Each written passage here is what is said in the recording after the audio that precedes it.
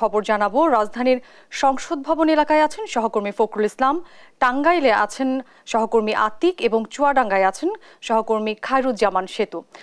শুরুতেই চলে যাব ফখরুলের কাছে। ফখরুল, ঢাকার তাপমাত্রা আজকে কেমন দেখছেন এবং আবহাওয়া অফিস এই নিয়ে কি বলছে? অসংখ্য ধন্যবাদ। আজ আপনি জানেন 1 মাস ধরে আসলে এই তীব্র তাপ প্রবাহ চলছে সারা দেশে এবং গতকাল চুয়াডাঙ্গায় 43 ডিগ্রি সেন্টিগ্রেড তাপমাত্রা রেকর্ড করা হয়েছে, যেটি গত 30 বছরের মধ্যে সর্বোচ্চ।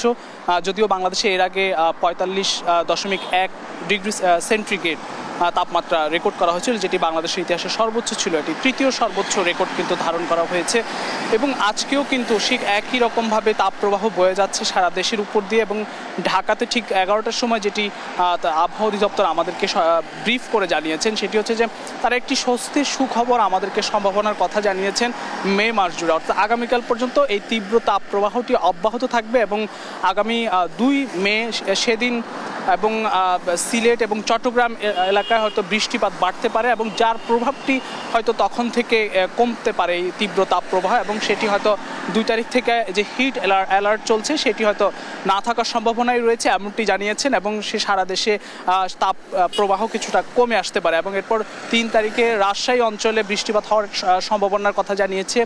এরপরে 4 এবং 5 তারিখে দেশের পশ্চিমাঞ্চল খুলনা এলাকায় বৃষ্টিপাত হওয়ার একটি সম্ভাবনার কথা জানিয়েছে। যদিও তারা বারবার বলছিল যে পশ্চিমাঞ্চলে আসলে তাপ প্রবাহটা অনেকটাই বেশি, যেটি কমার সম্ভাবনা, বিপরীতে বলেছে যে কিছুটা কম তাপ প্রবাহ কমার। একই সঙ্গে 4 এবং 5 তারিখে বৃষ্টিপাত অব্যাহত থাকার কথা জানিয়েছে, অর্থাৎ আগামী 10 দিন আসলে একটি স্বস্তির সুখবর দিয়েছে এবং সেটি মে মাস জুড়ে এই বৃষ্টিপাত হওয়ার একটি সম্ভাবনার কথা জানিয়েছে। অর্থাৎ 2 তারিখ থেকে সারা দেশে তীব্র তাপপ্রবাহ হিট অ্যালার্ট হয়তো উঠে যেতে পারে যদি বৃষ্টিপাত হয়, তার উপর নির্ভর করছে, অর্থাৎ আবহাওয়ার উপরেই কিন্তু সম্পূর্ণ নির্ভর করছে। তবে তারা তাদের যে পরীক্ষা নিরীক্ষার মাধ্যমে তাপমাত্রার যে সার্বিক পরিস্থিতি পরীক্ষার মাধ্যমে তারা এমনটি জানিয়েছেন। তা একটি বিষয় আবারও তারা বলেছেন যে তাপ প্রবাহের মাত্রা 40 ডিগ্রি সেন্টিগ্রেড যতটাই থাকুক না কেন তার চেয়ে বেশি অনুভূত হওয়ার যে কারণটি, সেটি তারা বলছেন যে হিউমিডিটি, অর্থাৎ যে আর্দ্রতা, বাতাসের যে আর্দ্রতার পরিমাণ অনেক বেশি, খুবই তীব্র, যার কারণে আসলে এই 40 ডিগ্রি সেন্টিগ্রেডের যে তাপমাত্রা সেটি আমাদের শরীরে এসে বা বাতাসে অনেক বেশি মাত্রায় এসে সেটি অনুভূত হওয়ার একটি কারণ তারা জানিয়েছেন। এবং আগামী মে মাস নাগাদ সেটি হয়তো কমে আসতে পারে বৃষ্টিপাত হওয়ার মধ্য দিয়ে। তো এই ছিল আমার কাছে এখান থেকে আবহাওয়া দপ্তরের সবশেষ খবরাখবর এবং রাজধানীর খবরাখবর। আমাদের অন্যান্য সহকর্মীরা আছেন, আমরা অরণির মাধ্যমে হয়তো তাদের কাছে যাব। আমরা এবার টাঙ্গাইলে যুক্ত হতে চাই। আমাদের সহকর্মী রয়েছেন আতিক। আতিক, টাঙ্গাইলে আজকে তাপমাত্রা কেমন দেখছেন এবং আশেপাশের মানুষজন আসলে এ নিয়ে কি বলছে? ধন্যবাদ অরিন। আপনি জানেন যে আজকের কিন্তু টাঙ্গাইলের প্রায় 41 ডিগ্রি সেলসিয়াস তাপমাত্রা, অর্থাৎ আমি যে এখানে দাঁড়িয়ে রয়েছি অর্থাৎ 2 মিনিট দাঁড়িয়ে থাকাও কিন্তু হয়ে যাচ্ছে। একদিকে যেমন রোদের ব্যাপক ধরনের তাপ, অন্যদিকে কিন্তু তাপের যে প্রখর অর্থাৎ তাপদাহ সেটি কিন্তু রয়েছে।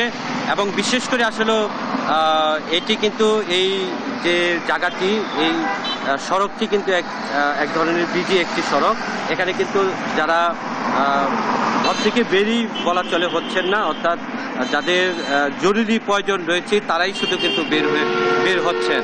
অর্থাৎ আজকের তাপমাত্রা গত 7 দিনের তুলনায় কিন্তু অনেকটাই বেশি রয়েছে। এবং আপনি জানেন যে একদিকে যেমন গরমের তীব্রতা, তাপদাহ, অন্যদিকে কিন্তু বিদ্যুতের কিন্তু ব্যাপক সমস্যা দেখা দিচ্ছে। বিশেষ করে আসলে আঞ্চলিক গ্রামগঞ্জে প্রায় 3 ঘন্টা 4 ঘন্টা পর 1 ঘন্টা করে কিন্তু বিদ্যুৎ পায়, অর্থাৎ ব্যাপক কিন্তু লোডশেডিংয়ের ব্যাপক তীব্রতা রয়েছে। আসলে গরমের যে পরিমাণ মানুষের অর্থাৎ যারা কাজকর্মে বের হন তারা কিন্তু অনেকটাই ঘর থেকে তারা বের হতে পারছেন না। এবং যারা বিশেষ করে আসলে বৃদ্ধ রয়েছেন, যারা শিশু রয়েছেন, তারাও কিন্তু অনেকটাই অসুস্থ হয়ে পড়ছেন। বিশেষ করে হাসপাতালে কিন্তু অনেক বেশি কিন্তু রোগী এই গরমের যত রোগ রয়েছে সেই রোগ কিন্তু রোগীরা কিন্তু ভর্তি হচ্ছেন। সব কিছুই বলা চলে যে গরমের তীব্রতা অনেক প্রখর এবং এটি আসলে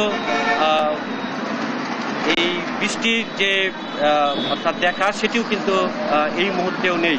তো এই ছিল আমার কাছে সর্বশেষ টাঙ্গাইলের তাপদাহ নিয়ে। ফিরে যাচ্ছি স্টুডিওতে। আতিক, আপনাকে ধন্যবাদ। দর্শক, আমরা এবার চুয়াডাঙ্গায় যুক্ত হব। সেখানে রয়েছেন সহকর্মী খায়রুজ্জামান সেতু। গতকাল কিন্তু চুয়াডাঙ্গায় সর্বোচ্চ তাপমাত্রা ছিল, আজকে কি অবস্থা দেখছেন সেখানে?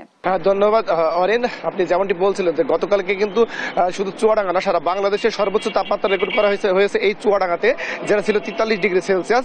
এই গতকালকে যে তাপমাত্রা মানে মৌসুমের সর্বোচ্চ তাপমাত্রা চুয়াডাঙ্গা থেকে রেকর্ড করা হয়েছে, সেটা কিন্তু আজকে সেই রেকর্ড ভেঙে যেতে পারে, এমনটাই আভাস দিয়েছে আবহাওয়া অফিস। কারণ আবহাওয়া অফিস আমাকে বলছিল, আমি কিন্তু ইতিপূর্বে 10, 11টা এবং 12টার বুলেটিন আমি জানাইছিলাম যে দুপুরের যদি আকাশে মেঘের কোনো ঘনঘটা না থাকে তাহলে কিন্তু 43 ডিগ্রি পার হয়ে যেতে যাওয়ার সম্ভাবনা রয়েছে। ঠিক তেমনটি মনে হচ্ছে আর কি। আমি এই যে দাঁড়িয়ে আছি এই যে মানে পিচ ঢালা রাস্তার উপরে, পিচ ঢালা রাস্তা তো নাই, মনে হচ্ছে যে উত্তপ্ত কড়াই যেমন হচ্ছে গরম হয়, ঠিক তেমনই গরম মনে হচ্ছে নিচ থেকে উঠতেছে। তো সব মিলিয়ে চুয়াডাঙ্গার মানুষ কিন্তু একেবারে দুর্বিষহ জীবন পার করছে। যদি বলেন ঘর কিংবা বাড়ি কিংবা রাস্তাঘাট মাঠ, কোথাও কিন্তু বিন্দুমাত্র স্বস্তিতে নেই চুয়াডাঙ্গাবাসী। এতটাই গরম যে মানে নাজেহাল অবস্থা। তবে সবচেয়ে দুর্ভোগ আছে কিন্তু নিম্ন আয়ের খেটে খাওয়া মানুষ, কারণ এরা কিন্তু একেবারেই হচ্ছে কাজকর্ম করতে পারছে না। কারণ 10টা 11টার পরে যেই হচ্ছে মানে তাপ বাড়ছে, তখন কিন্তু খুব প্রয়োজন ছাড়া কেউ বাইরে আসছে না।